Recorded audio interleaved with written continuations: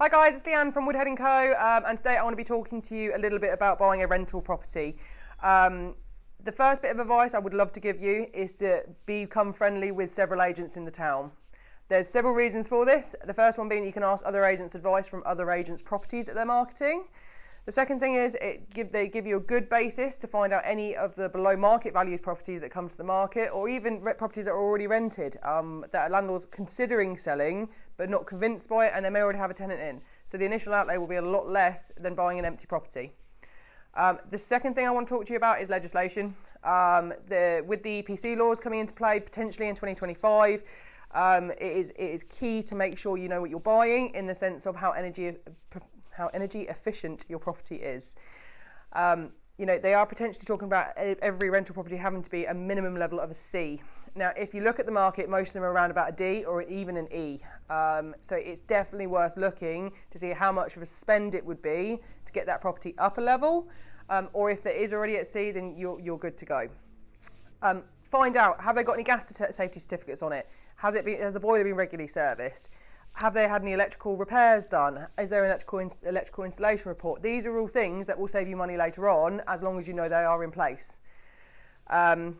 In terms of area, that's another big thing. Make sure you know your area. So if you're looking at a town, look at where to stay away from, what kind of property you want to buy for your purposes. If you're an investor that likes to buy for families, if you're an investor that likes to buy for HMOs, you must know where the local schools are, where the universities are, where the main employment areas are, and that will be a good indication on how well your property will rent.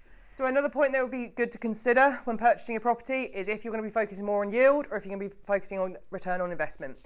If you are interested more in how much money you're getting per month, then you'll be looking at yield. And if you're interested on how much capital appreciation you will get with the property, then it's better to look at return on investment. These will be key for your accountant when they come to the end of the year, and also for future planning for any further properties you plan on buying or anything you want to do with your life. The finances are really, really important to get in place first of all, which brings me on to my next point. Always have a separate bank account.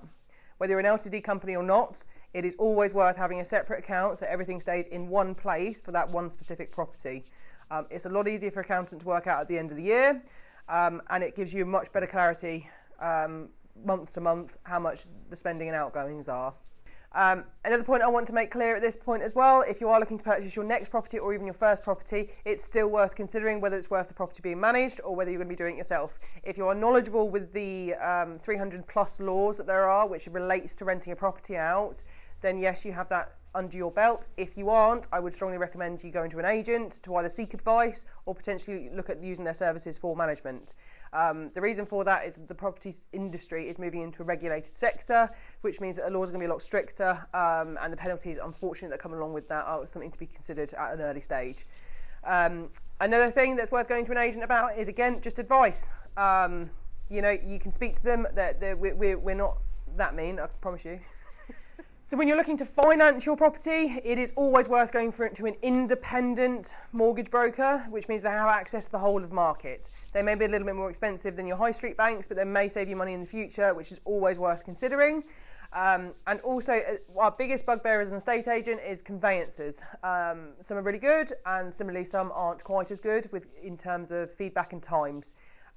With the current market that we're in, it's quite hard to get a property through within 6 weeks, but it is achievable, and it saves buyer-vendor communication breaking down because things are taking too long and people don't particularly understand the process so well. So it is 100% worth paying that little bit more to get a little bit better service.